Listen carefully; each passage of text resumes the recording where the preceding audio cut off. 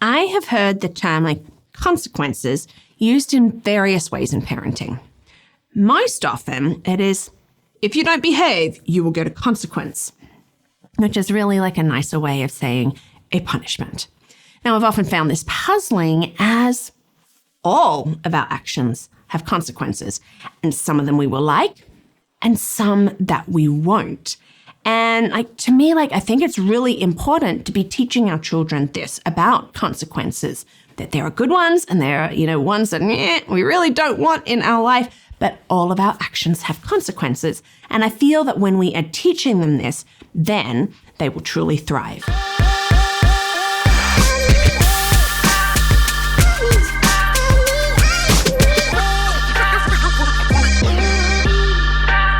Hi, and welcome to Learning Life. Thank you so much for joining me today. This video is coming from real life, something that we have been working a lot on lately, and that is consequences. Oh yes, we have been working on consequences. Now, my girls have heard me talk a lot about this, that, there are consequences for all of our actions, and some we like, and some that we don't. All actions have consequences. And so we've really made it a point to not be using reward and punishment. We just have consequences we like and consequences we don't like. And so, I just wanted to set that out right here at the beginning. This is me just in real life and just going, hey, this is something that I know really works because, when our children have this understanding, they are going to thrive. And so if you have been wondering about consequences and and how do we teach them and all of that, I thank you for being here. Thank you so much for watching. Thank you for being part of this learning life to everybody who has been watching these videos. And I really say thank you for your likes and your subscribes. Now, our actions, they all have consequences. And we tell the girls, you know what, you are welcome to react how you see fit, but don't think that it's going to stop at that. Okay? So, and that's really on both things. And so usually when we're talking about consequences, we often focus more on the negative, the ones that we don't like. And I get that, our children need to really learn that, but I think that they really need to see both. So if you are kind to others, you are respectful, you are helpful, then maybe you'll be rewarded with something nice. Oh, I saw that you were so kind to that person. I would like to do this for you. But if you're going to be rude, if you're going to be disruptive, if you're going to be disrespectful, all of those things, then you'll most likely end up with a consequence that you don't like. Oh yeah. We really tried to make sure that as much as possible, consequences match the behaviors, for them to see that there are natural and logical consequences. Yes, there is a difference. We've got natural, we've got logical. Our children need to know this, as well as knowing actions lead to consequences, how they're going to do it, and it can be easy to just come in and be you've done this, so therefore you've got this. But if it doesn't match up, it's going to confuse them a little bit. So we look at that. So natural and logical consequences, there is a difference, but our children need to understand them. What are natural consequences? So natural consequences, they're the things that come, about from our behavior without any intervention. They're really coming from the action itself. And this can be a really, really great way for children to learn about cause and effect, responsibility, decision-making. We really try to work on that with our girls, really on saying that if you do this, then that, or being responsible for themselves and what they're doing, even in their decision-making. So here are some examples of natural consequences. So if you are angry and you punch or you kick the wall, you are going to hurt your hand or hurt your foot. Natural, right? Oh, you're not going to do your homework? Well, then maybe you are going to get a lower grade or you're going to fall behind. It's cold outside. And I've said this to our girls. It is winter. It is rainy. It is cold. You need a coat. But do they listen? They go outside and then they come back. They're I'm cold. It was not nice. Really? Or they're not going to eat dinner. Well, you're just going to feel hungry later because this is what I've made for us to eat. Now, if your child is rude to their friends may not want to play with them. And we've had to work with our girls like on this. If you're going to be like rude, if you're going to insist that it has to be your way, friends aren't going to want to play with you. If you're not going to look after your toys, like if you break it, maybe it is like your computer or anything like that, you're not going to be able to play with it or to use it. Natural consequences. What are logical consequences? Now, this is where some critical thinking comes into play. Ooh, we actually have to think about them. So, you know what? We have like this set of ideas, assumptions, and we're going to have to use reasoning and follow logic. And logical consequences are an effective way to really teach about responsibility and the connection between the actions and the outcomes. Yay! So we're going to do this. This is the outcome. So some logical examples. You've got your chores and we've asked you to do them and you haven't done them. Well, a logical consequence is you're going to lose a privilege, like maybe not be able to watch something. You've lost your screen time until the chores are done. Okay, we've had that cause and the effect. And they're not finishing their homework and you need to finish your homework. That logical consequence would be like, well, you've now got to spend this extra time completing it before you can do anything else. And everybody else is having fun. Okay, but you've wasted this time. So now you have to use this time. If they're disrespectful towards a family member or a friend, maybe that is like having to apologize, or it's like we say, like making things right. Maybe it is doing something nice for the person that they were disrespectful to. Not taking care of their stuff. Well, maybe they have to replace it or repair it or lose it for a period of time. And I've seen that especially with consistent. I've had to say to my girls, if I come in and I see your computer on your bed, guess what? You lose it. And if that, you're losing it for 24 hours, and if that means that you can't get your schoolwork done, bummer for you. You're going to have to do double the next day, aren't you? How's that going to work out for you? Apparently they don't like that one. They really don't. But, when we put it in there and they get it, it's logical and they are seeing that. Teaching consequences. Do our children like consequences?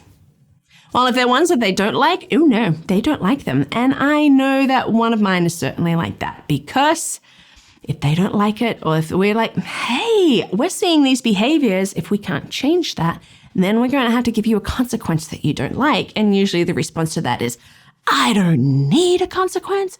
I don't like consequences. You can't do that to me. And we're like, watch us. But they do have an understanding of consequences. They do understand the natural and the logical. And when we can be teaching that to our children and they get that understanding, even if they don't like it and they don't feel that they need one, that they are above all of that, then they really are going to thrive. And this is going to set them up through their teen years and into adulthood. So understanding the consequences also means taking responsibility for our actions. And this is important. Say to my girls, take responsibility for your actions. Often it's more sounds like you're blaming somebody else and not taking responsibility. It is going to encourage them to learn to manage their feelings and their behaviors, because the feelings aren't bad in themselves, but it's what we choose to do and how we act on those feelings that could lead to a consequence that we don't like. Or, if it is something that, we're suddenly seeing even better, then we're going to bring in something more of the reward side, the things that they do like.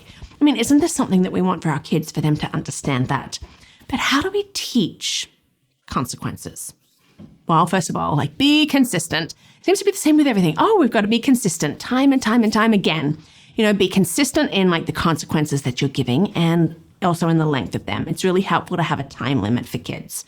And as much as possible, really linking that behavior to the consequence. So I'm seeing you do something good, you're going to be rewarded with something good. And so let's also think about this. When I'm talking about consequences, I'm talking about both sides. We can't just always focus on the things that they don't like, that punishment side. I like to do caught doing good with my girls. Be like, I noticed how kind you were to your sister. I'd like to reward you for that. Give you a consequence that you like. It's actually how I put it. So we want to link the behavior to the consequence, whether it's something they like or don't like. we want to clearly define them, and have like a time connected to them. An example be like, yes, you lost screen time like for one whole day. Not just like, and then halfway through the day you give in and give it back to them. No, you've lost it for the whole day. As much as possible, like let's give immediate consequences. And I say as much as possible because there are times, I know, when your emotions are taking so hard that you know that you're going to come in with a slew of consequences they don't like immediately, and they're going to be tough and hard, and maybe that's not what you need. And you need to just step away and take a break and say, I need to calm down, you need to calm down. We are going to come back and address this later, but do understand that there are going to be consequences for this, okay? And like, that's helpful. Let's use it as a teaching tool. Like, let's make it logical. Let's make it fit to the behavior. Like if they're going to be hitting their sibling, then they need to have time away from them, using that time out. Let your children have a say. I actually really think that this is important. Let them have a say when they are part of like selecting the consequences, because they are actually more usually accepting of them. I usually find that my girls are usually harder on themselves. And so then, I might say, so if we're not going to see an improvement like in this behavior, then what do you think your consequence should be? And they will like come in with something like a really long time, like 3 days, a week. And I'm just thinking, oh, a day, like don't make it harder on me. But, when they're like, well, it's 3 days, and I'll be like, oh, no, okay, that's a good one. How about 1? And then I actually find that they're more accepting. But even like, okay, so I've noticed this, and we've been working on like being kind and being good. Like if you're caught doing good, like what would you like your consequence to be like on that? And usually it's ice cream or boba, because they love that. But when our children are part of it and they can see that connection, then it is going to be like truly like a winning thing on really understanding, how it all fits together. So, I just feel like that raising children who like thrive, like in this being like responsible for their actions and their feelings and their behaviors is something that we all want. I know that this is what I want for my girls, and why we've just had to almost like hammer it home about this, because we want the consequences to understand, like it's going to be good, it's going to be this, it's going to be that, like, oh, you're taking responsibility. Oh, your feelings aren't bad, but you're choosing to act on them in a really interesting way. It is taking time, and it is frustrating at times because I'll be like, haven't we got this yet? Don't you remember last week when this behavior happened and you had like this consequence? Like, do you really want to do that again? It takes time and it takes that energy, but it will be so worth it.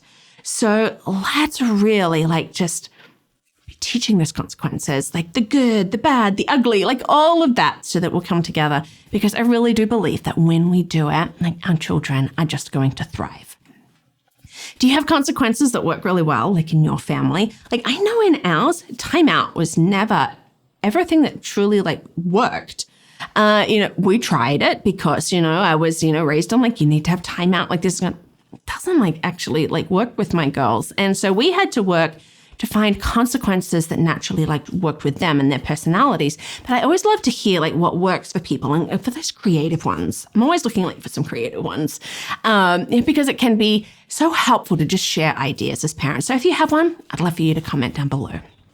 Thank you so much for watching today, for being part of this Learning Life. And if you want to help get those videos out there, you can do it by becoming a champion. So why not check that out at patreon.com, or check out like my website that has, like the blog post and a whole bunch of other things. Like check it out. And that is LearningThis.Life.